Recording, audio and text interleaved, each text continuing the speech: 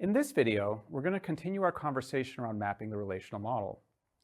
In the prior video, we focused on relational schemas and how to map binary relationships. In this video, we're going to talk about mapping unary relationships along with weak entities. First, let's talk about mapping unary one-to-one and one-to-m relationships.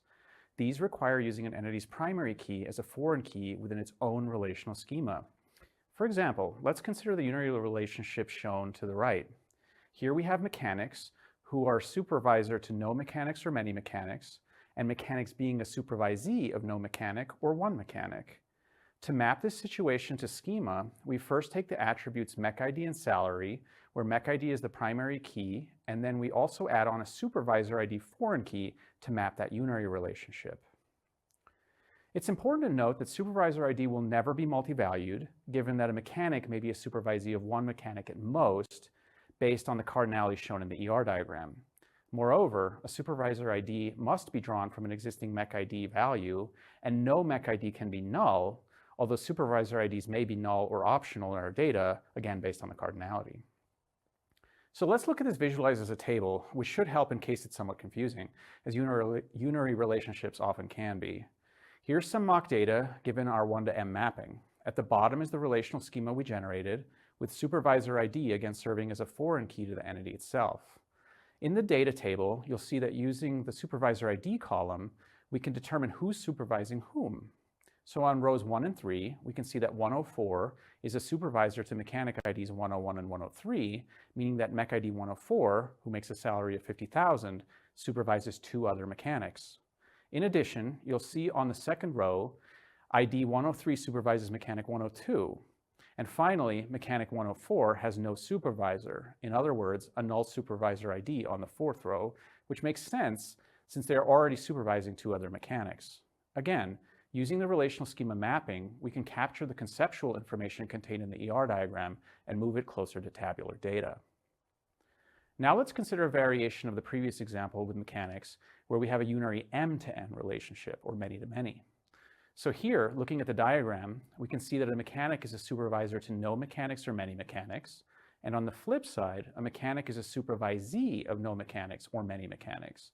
So again, m to n. Here we show how the mapping would work in the scenario. In contrast to unary 1-to-1 or 1-to-m, we need to create an intersection relation, in this case supervises, which is similar to what we did with binary relationships in the last video. In this case, the intersection relation supervises takes mechID twice as both supervisor ID and supervisee ID, both as foreign keys referencing mechID in the mechanic relation. In addition, the composite of the 2 foreign keys form the primary key of that intersection relation supervises as well, meaning both end up underlined. This example is a bit more complicated, so again, let's look at some mock data. The 2 tables in green show some potential data for our relational schema mapping shown at the bottom. And on the right, in addition to the ERD, we've also included a diagram with arrows to help show how the supervisor-supervisee situation really works. Whether you look at the table or the diagram, you'll note that mechanic 104 supervises 2 other mechanics, 101 and 102. 103 supervises 102, whereas 102 also supervises 103. This is quite a complex relationship, but this can occur, and using this mapping approach, we have a perfect solution for converting it to a functional relational schema. Now, let's shift gears and talk about mapping weak entities. A weak entity is mapped similar to a strong entity, except the primary keys from the identifying strong entity must also be included with the weak entity. This slide includes a strong-weak example we saw in the previous unit.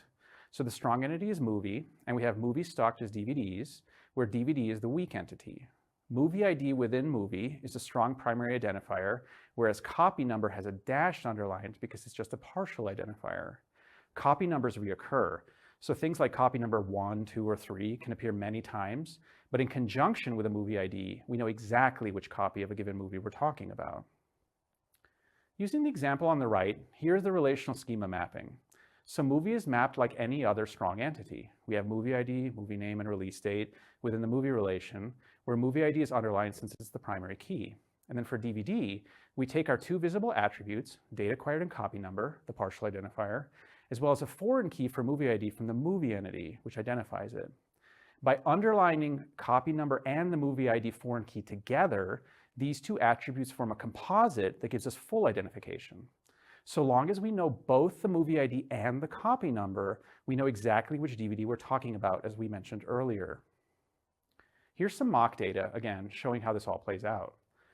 So we can see the relational schema along with the ER diagram along the top, and then at the bottom, we have examples of what this could look like using mock data. You'll note that the primary key of copy number and movie ID together form that composite for DVD, and looking at the data, it makes sense. Copy numbers reoccur. For example, you have copy number 1 twice on both the first and fourth row, but if you look at copy number in conjunction with movie ID, you'll note that the copy number 1 is for a different movie each time.